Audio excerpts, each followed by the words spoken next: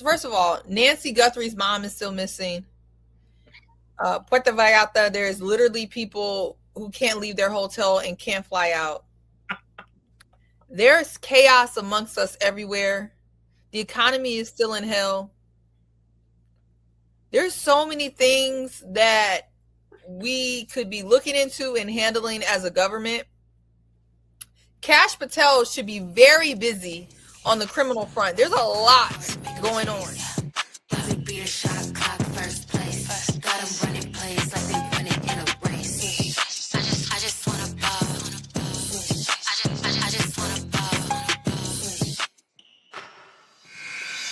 Hello and welcome to the Women's Cut.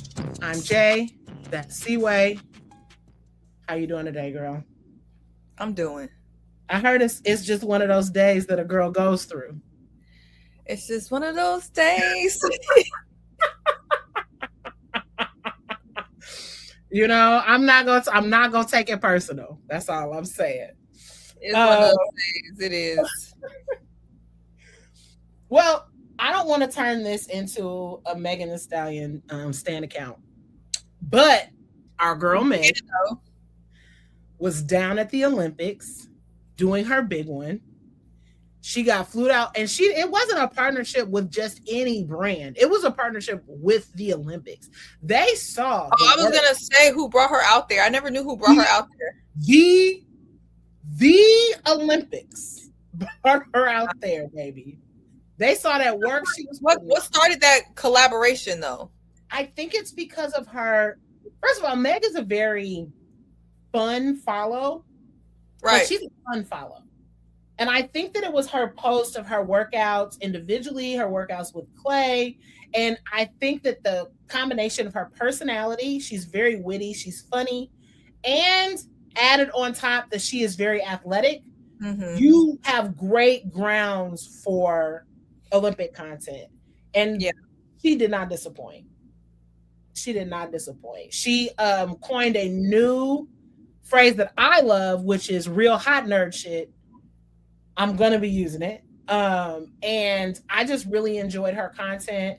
So big ups to her, big ups to the Olympics for understanding that Black culture is great and tapping in during Black History.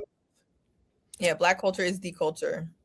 Listen, I was on Threads the other day, girl, and this person who was very conservative was like, non-Americans, what do you love about America? And of course I don't know what they thought they was going to get, but literally everybody was like, Black women, Black people, Black food.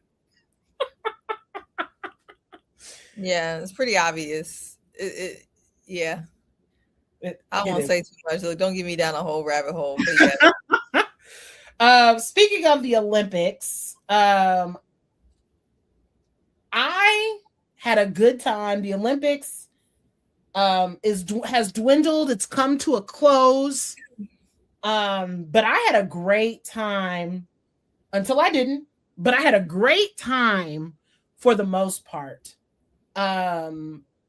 More specifically, U.S. women's hockey. Now, you know, I've been on a hockey kick for about 3 weeks. Yeah, you were early. I was early. Everybody else was late. I told y'all what to follow. I told y'all that they were going to do what they did. I called it. I called game. It was exciting. It was overtime. We beat our biggest rivals, which is Canada. We had a goaltender who was cold. She only allowed 2 goals the entire time. Like, that's really, really, really good. That game was exciting, and it was needed. And of course, Layla Edwards did what Layla Edwards does, which is succeed. She became the first Black woman to win a U.S. hockey gold. She became the first Black woman in U.S. history to score a goal during the Olympics. So literally out here at 22, I think she's 22, making history. I was not doing that at 22. I was on somebody's boat in Miami, and that was not history making at all. Yeah, and then not only did the women's hockey dominate, right, and win. I learned that they've been winning for a while now. This is just something that they do. The women in general dominated the Olympic golds, right? So, shout out to women, period. But the women's hockey team, they win, and they've been winning for a while. And so they ain't new to this, they true to this. And so shout out to women. Everyone watches women's sports, and women's hockey is on the rise. And I'm glad that they showed up and showed out. I really am. They having a PWL game in Chicago next month, and your girl might pop out. Your girl might pop out. I would go. Listen, let's make a plan. Let's do it. I don't know who all gonna be there, but we gonna be there. That's all I'm saying. Another fun part of the Olympics was watching Alysa Liu win a gold medal. For those of you guys who are unfamiliar with her game, she's the youngest person to ever win a U.S. championship in figure skating at 13.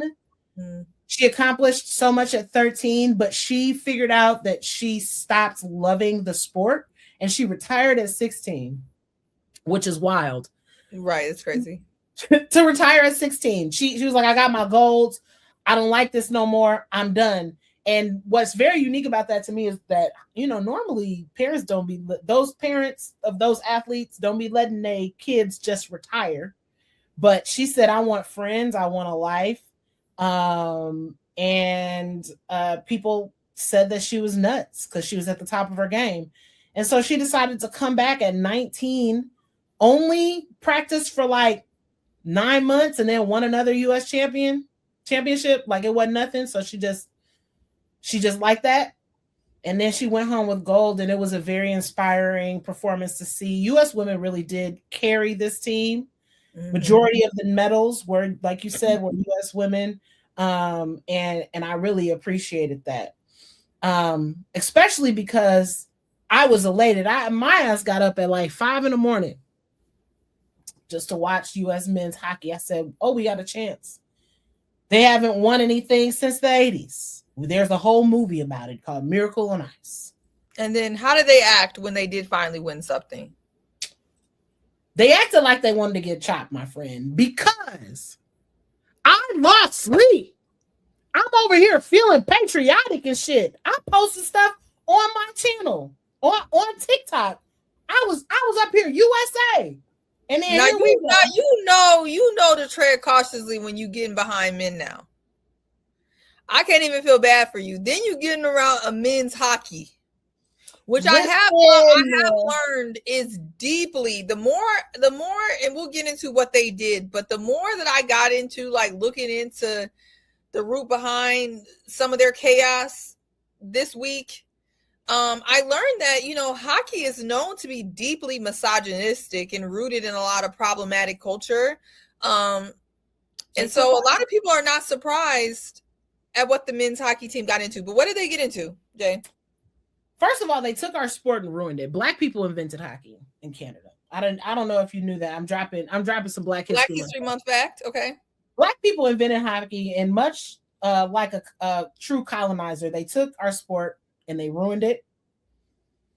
And here we are. So not only did, after men's hockey won, not only did Kash Patel, the FBI director, why is he there, go in and party with the team, he then called up his good friend, Sir Orange, who jokingly said, well, we have to invite you, so I guess we have to invite the women's team too. Now, the women won days before the men. Did he call them then? Oh, no. No, he did not. I'm sure he didn't. Days before. No call. And now we get a pity invite. Which they declined. Listen, because women know. They declined because they had previously scheduled commitments. Mm-hmm. Our boy Flavor Flav invited them to come to Vegas for a true party. I hope they take him up on that. Flavor Flav is a friend of women's sports because everyone watches women's sports. But yeah, the hockey team, they really pissed me off. They ruined my patriotism. It's this time of the year, Olympic time of the year, it is when I'm really super into it. And Yeah. it was First of all, Nancy Guthrie's mom is still missing. Puerto Vallarta, there's literally people who can't leave their hotel and can't fly out. There's chaos amongst us everywhere. The economy is still in hell. There's so many things that we could be looking into and handling as a government. Kash Patel should be very busy on the criminal front. There's a lot going on. There's a lot of shit happening out here. But you know what? People like Kash Patel, this is about as exciting as his life is going to get. And then the U.S. men's hockey, they just made his day. They made his day. But honestly, the unfortunate part is that these comments from Sir Orange about the women's hockey team and cracking jokes will literally just a drop in the bucket. It'll be a new news cycle in 2 days because this chaos is normal. Oh, absolutely. I mean, the State of the Union addresses tonight where the U.S. men's hockey team will apparently be proudly displaying their gold medals. So there'll be a lot of things that happen in the next couple of days, next couple of hours, next couple of minutes. Absolutely valid. And we don't even want to get into U.S. going up in Mexico and messing their stuff up. So right. On to lighter news. The Rose have made the playoffs. Playoffs. Just where Chelsea. Yeah, and they made it in style. Not only did Angel Reese come back and really contribute, she had some lockdown defensive moments against Jack, man. Going Jackie Young. Jackie, it's not easy to lock up Jackie. So locking up Jackie. She's strong. She's a very strong guard. And she's very talented. Very strong, very talented. And so she played well, Ka played well. And yeah, they made it in by the skin of their teeth. Vinyl made it in right behind the Rose and to take that last spot. And so I do not think they will have a bye. They're going to have to play all the way through. And so, from my understanding, it's still single game elimination with the top, I think, 2 teams having a bye. Yep. And so that's my understanding. And so, it'll be interesting to see now the Rose, with Angel, how they do. That defense, I was looking at some numbers, and the Rose's defense, it was something like they were over 50%. Like their opponent's shot percentage was like over 50%, and they held the Laces to like 40% or something crazy like that. And I'm like, that is the Angel effect. Like, she was defensive player of the year in Unrivaled last year for a reason. Right. And 15 rebounds, beautiful, needed that. I think that her mentality on the sidelines is also something that's very needed. You could tell they're a little bit more fired up. But she got, I love her. She played with a chip on her shoulder, and that's a beautiful thing. My Breeze are also going. And Rikia came back, and Rikia is another one who came back in style. She didn't miss a step. Nope. She took that little mental health break, and she said, I'm about to break my foot off, and did that. So Rikia definitely came back, and the Breeze are one.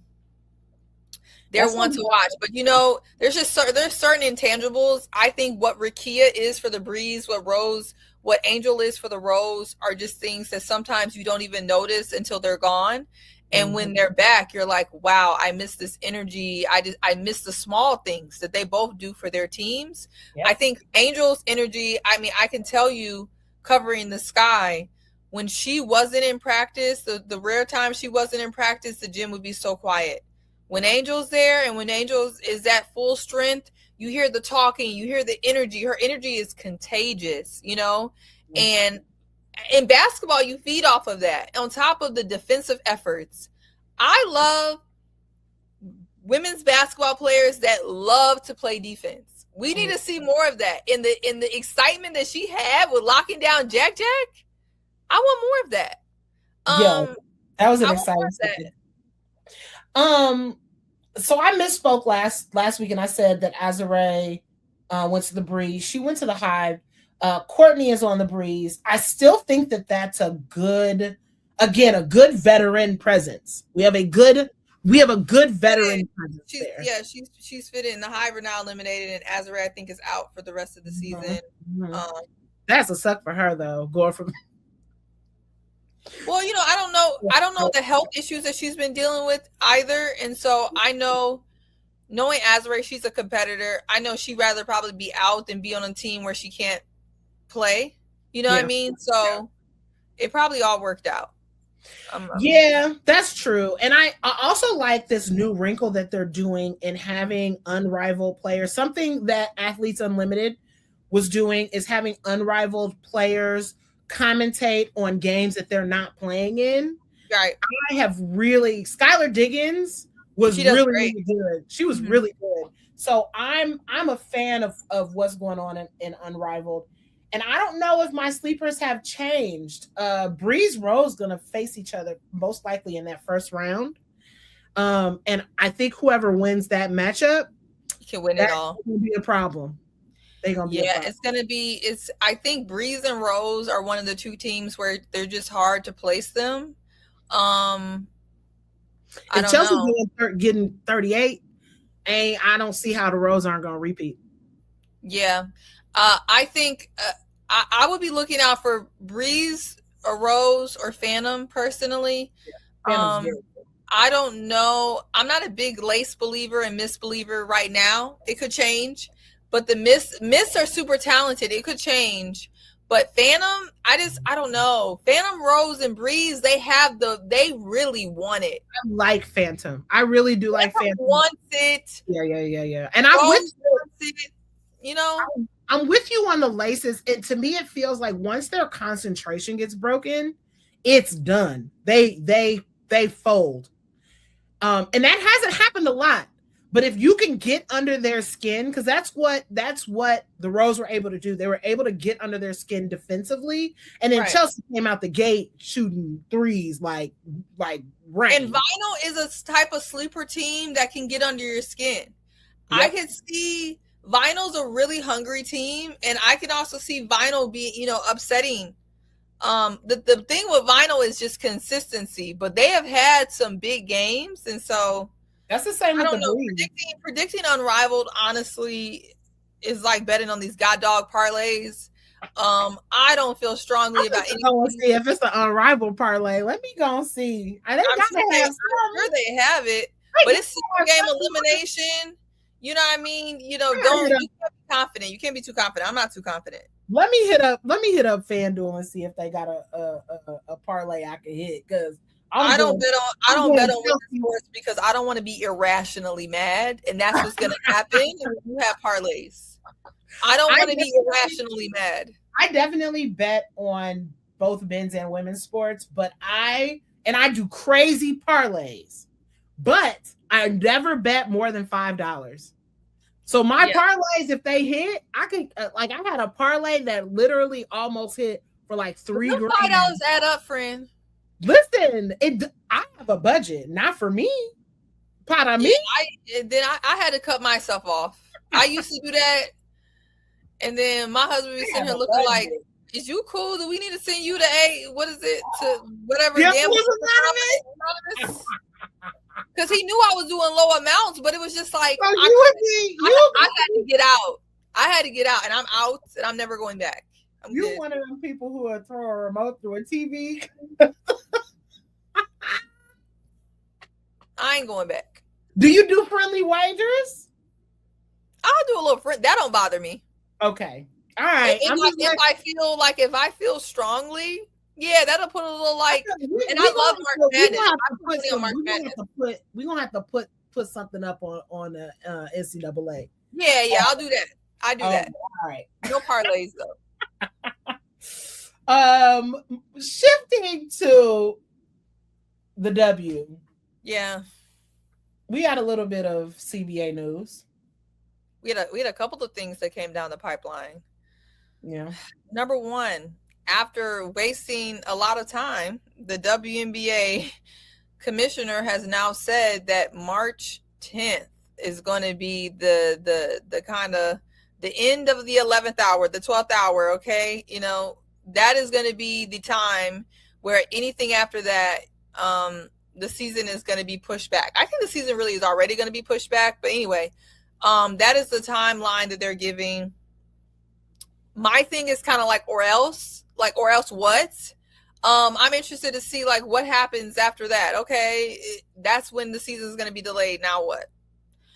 They did have a Zoom meeting a few days back during this time where that March 10th deadline was given, where 50 players did show up and they had a virtual bargaining, and I don't know what's going to come of that, but yeah, it's March 10th.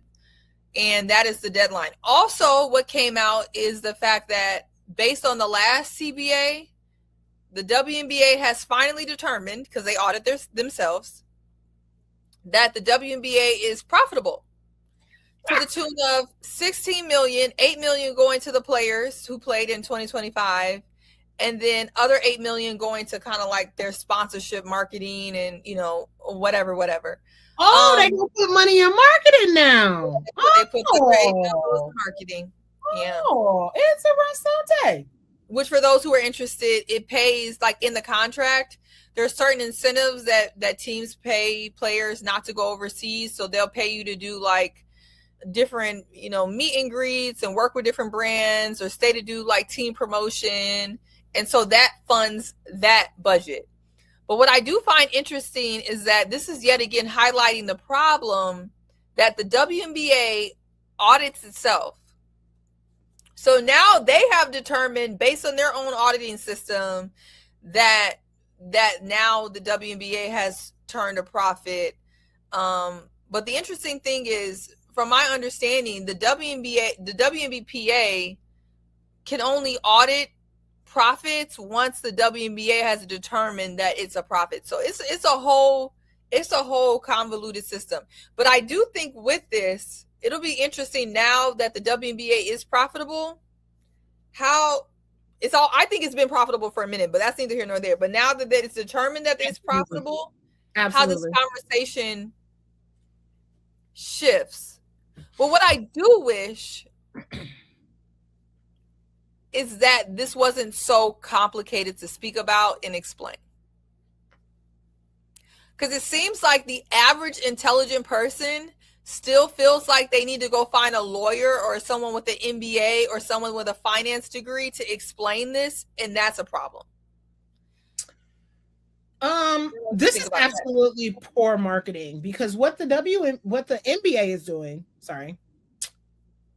what the NBA is doing is gumming up the works. It's purposeful. They don't want people to understand what is happening, right? And that, I don't want to get heated. Let me not get heated. But it definitely bothers me that the WNBA can't just be honest with their players, and it's not in their best interest, obviously, to be honest. It's in their best interest to confuse. This is what they call with defense attorneys' tactics, is to confuse the jury. Absolutely. And that's what's happening. If I'm speaking directly to the WNBA, this is what I would do. I would make different like PSA clips. You know how like when you're running a campaign or different like that? And I would do like little PSA clips to put on social media to dumb this down. Yeah. And keep hammering these PSA clips. Keep hammering. You know what I would do? Listen, check the camera. Hire Bill Nye the Science Guy. He likes women. He cool. Hire him and do straight up PSAs. I'm building. Yeah. Hire him and do straight up PSAs to explain exactly what it is, with like the stick figures and stuff in the back. You know what I'm talking about. Yeah. I'm with it. Because honestly, they need to do that. So when it's time, because to me, none of these both the NBA and the NFL have all had to strike and file lawsuits to get what they needed. I don't think the WNBA is going to be any exception. And the NHL, and like all professional men's sports in this country have had to stop work. And the only reason why the women won't stop work is because they're better at maneuvering, because we are women. That would be the only reason why. But this is not happening. To me, based on what we know about the ownership structure, the lack of transparency, and the other issues, the only way around this is to not only strike, but file those antitrust lawsuits. Do what you have to do. But before you do that, to maximize community support, I need second grade level explanations of this for the public that comes from the WNPA's website, that gets sent to content creators and gets sent to other people to push. So when it's time to move, everyone is behind you. I mean, they're already behind you, but I NECA was doing a really good job of that. Like, she had the little NECA, like little cartoon to explain kind of what was going on. I don't know what the solution is. Like, they're not going to buy out. If it was me, all those teams who just bought expansion, I would have used that money to buy out the NBA owners. Personally. I think the problem is the opposite is actually happening. I think the NBA wants to buy out the WNBA owners. I think the NBA side wants not just the 42%, but the NBA owners. We want to make it so that there's no standalone WNBA. There is no Chicago Sky owner. There is no Las Vegas owner. There's no Connecticut Sun owner. There's no Atlanta owner. So to me, the WNBA standalone owners need to be teaming up with the Players Association to get this thing right. They need to be locking in the Vegas owner, the Atlanta owner. They need to be locking in with the players, because the real booty guy is the NBA. I was gonna say, I wonder what the chatter is between the owners who are standalone and then the owners. I would die to know. I know I'm not dying. I want to know. I want to know. And Oakland. I want to know. Yeah, I'd love to know what that particular chatter is. So on to our last little conversation of the evening. That's for last, so I can eat. I'm hungry. I'm not mad at you. I get it. I ran 3 miles in the cold with peace runners. I'm through exercise. I'm with you. Yes. I'm with you. Let's get in the cut with the NCAA awards. I know who it should be. Okay, let's tee up. Who do you have for the player of the year? Who do you have for the player of the year for the NCAA women's basketball, girls basketball? I think it should be Michaela. Okay. I think it should be her. The only people who are giving her some go are Audie and Hannah. And the argument for Audie is that if she is not there, would that team be anything? No. I think Vanderbilt would still win games, but I don't think Iowa State would win any games. I don't think either team will be winning games like that without those two players. I just think for the award, it's always going to be that undercurrent of like, is it an individual award or team award? And to be honest, I think it's a little bit of both. And when you're looking at that, there's a lot of players that were, I mean, if you think of Latson last year, right? Who was the leading scorer. It's not just about that. Yeah. Right. It's also about how your team is doing and the impact that you're making on the game. It's not just about points. And I think Blake's is doing all of that. And it's her award, hands down. I don't think it's close. I think she ran away with it. I think Sarah Strong and her were close in the beginning. Michaela Blakes has ran away with it. In the month of February alone, she's averaging only over 30 points a game. She's been SEC Player of the Year, right? Multiple times. This is her award. Sarah Strong improved a lot of metrics. What is most important and impressive to me, because she's an undersized forward. I think that she plays as a guard in the W. And her numbers have gotten better. Yeah. But when you are on UConn, you can't just be better. You have to be spectacular. You have to be Paige. You have to be Stewie. You have to be Stewie. When you're on those kinds of teams, you have to be spectacular. Right. And the same goes for South Carolina, the standard that those girls are held to. Yep. And so, it doesn't mean she's not an excellent player. Excellent. Her points per game have increased. Her assists have increased per game. Her shooting percentage has increased. Her free throw percentage has increased exponentially. All of those, she's improving as a player, but still, she's nowhere near the top of this conversation. No, she's not. But this has been a breakout year for Strong, but I think the best is yet to come. And so I can't wait to see her battling Juju and other people in different, years and conversations. So who do you have for the I think this was a tough one. This is a really tough one. Who do you have for the freshman player of the year? This is hard for me. I can't pick. They too good. This freshman crop, they've been great. So this is what I'll say. I think in the conversation has been Jazzy Davison, it has been Aaliyah Chavez, and it's been Aubrey Gavin. For me, even though it's crazy that Vanderbilt has three people from their institution in the running for these awards, to me it goes to Aubrey. Aubrey has been absolutely fantastic next to Michaela Blake's. I think they're gonna run the table. You don't think they're I think it goes to Aubrey. Now she's exceeded expectations. She's not at the top of the scoring, but she's up there. Her assists are super impressive, and the load that she's carrying as a freshman, I think, are huge. I do think though that Aaliyah Chavez is probably who it may go to, especially because Vanderbilt has so many people in the running for these, end of the season awards, and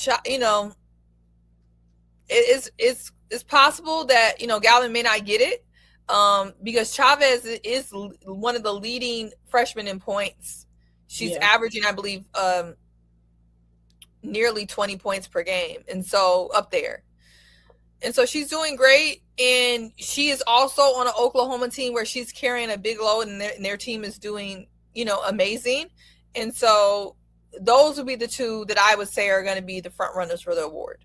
And to me, this goes back to you saying it was a team award, because I would love to say Jazzy is the freshman of the year, but she's on an underperforming USC team. And even though she's literally all they got, they're going to have to do some work. They're going to have to do some recruiting work, because when Juju comes back, she's not going to be able to be the load bearer that she's been. And now, yes, you have Jazzy, but they don't have no forwards, none of that shit. So I don't know. It's so they don't usually let them run the table like that. Yeah. Because I honestly, because we have no argument for coach of the year. There's no argument in my head that the Vanderbilt coach is going to win coach of the year. So are they going to go, when people are voting, are they going to be comfortable going 1, 2, 3 for Vanderbilt? Especially for they're not necessarily, they are a smaller program than you're looking at UConn or the rest of them. But right. I mean, I do think to that point, Michaela Blake does get it hands down. I do think Dawn and the Vanderbilt's coach are close. They both dealt with the same adversities. Mm-hmm. Shea Ralph lost Camille Pierre. Dawn lost Chloe Kitts and other players. Ashley Watkins to injury. Both teams could have laid down. Both didn't. Yeah. South Carolina is actually doing better than Vanderbilt by a smidge. And so, but I do think when you're talking about excellence fatigue that, the Dons and the Genos have, that sometimes counts against them. And so, Shea Ralph may get it, both well deserving. But if you're talking about the 3 awards from Vanderbilt, I do think Aubrey Galvin is up there. But I do see a very strong case for Aaliyah Chavez, who is on a good Oklahoma team, averaging 18.5 points per game. So to wrap it up, we talked about coaches. We talked about freshman of the year, player of the year. Yep. For newcomer of the year, I do have Cody McMahon. I think that's her award, hands down. Okay, explain to me is this just like a transfer player? Is that what a Yeah, new so to the conference, newcomer to the conference. Got you. Cody left Ohio and went to Ole Miss, and look, that team runs through Cody. And Okay. so I definitely have her for that. Well, this has been fun today, friend. It's nice, quick, in a hurry, like. Yes.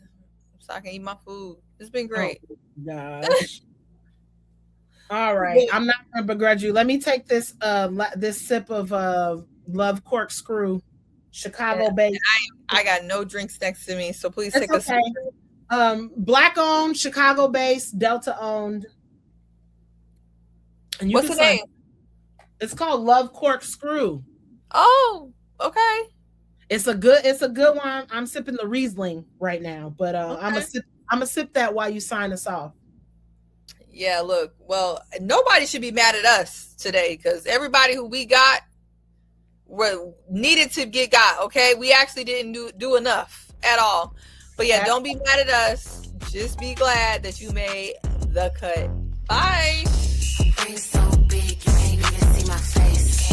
Ballin' on the court, make 'em chase. Buzzer beat a shot clock, first place. It's been a Chicago Clubhouse Network production.